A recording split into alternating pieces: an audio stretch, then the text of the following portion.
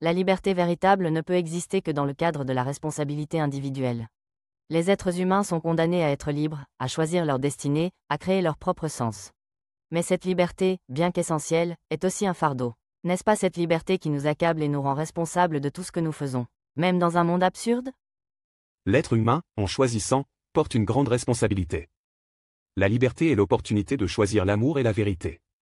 Elle n'est pas sans souffrance, mais c'est dans cette souffrance que l'on découvre le véritable sens de la vie. Nous avons la liberté de suivre notre nature profonde, de nous libérer de la peur et de l'égoïsme pour vivre en harmonie. Je comprends votre vision spirituelle, mais je ne peux accepter l'idée que la liberté soit une simple possibilité de choisir l'amour. Pour moi, la liberté est aussi celle de choisir son propre projet, de se définir par ses actes, de créer son propre sens. La vie humaine, sans un engagement concret, devient absurde. Nous devons lutter pour nous affirmer. Et c'est dans cette lutte que nous trouvons notre essence. Votre vision de la liberté, Simone, est vraie dans le sens où l'être humain est appelé à choisir et à s'engager. Mais la liberté ne se limite pas à la simple autonomie, elle s'épanouit dans l'amour et dans le service aux autres. Ce n'est pas dans la lutte contre le monde que l'on trouve la paix, mais dans la réconciliation, dans l'amour inconditionnel. La véritable liberté est de libérer son cœur des chaînes de la peur et de l'égoïsme, pour embrasser la vérité et l'amour qui unissent les êtres.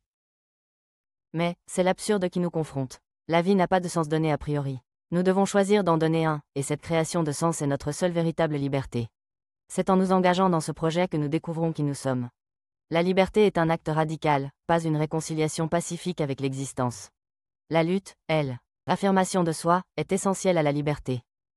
Je comprends que, dans votre vision, l'absence de sens immédiat vous pousse à créer votre propre direction. Mais, le sens n'est pas une création individuelle.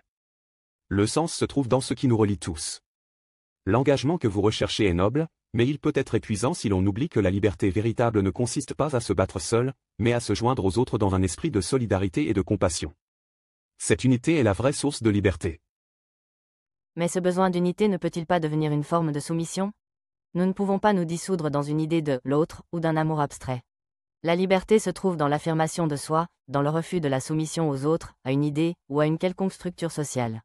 C'est l'individu qui doit se créer dans sa différence. Et son engagement. Simone, l'amour n'est pas une soumission, mais une liberté. Lorsque l'on choisit d'aimer, on se libère de l'égoïsme, de la peur de l'autre. L'amour véritable n'éteint pas la liberté individuelle, mais l'élargit.